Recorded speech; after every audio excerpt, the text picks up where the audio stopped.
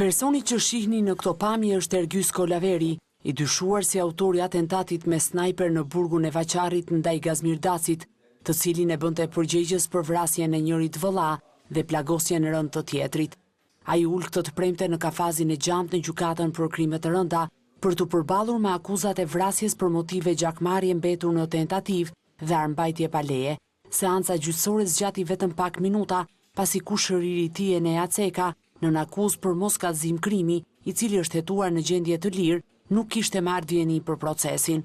Në këto kushte gjykata vendosi ta shtyjë seancën dhe urdhëroi policinë gjyqësore të njoftojë të pandehurin.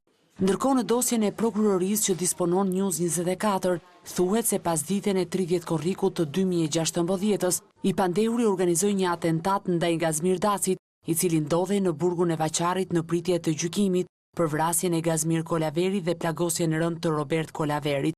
Prokuroria thekson se Kolaveri, i pajisur me një armë të sofistikuar snajper, ishte vendosur në një distancë të largët në ambientet e jashtme të burgut dhe priti derisa Gazmir Daci doli në ajrim.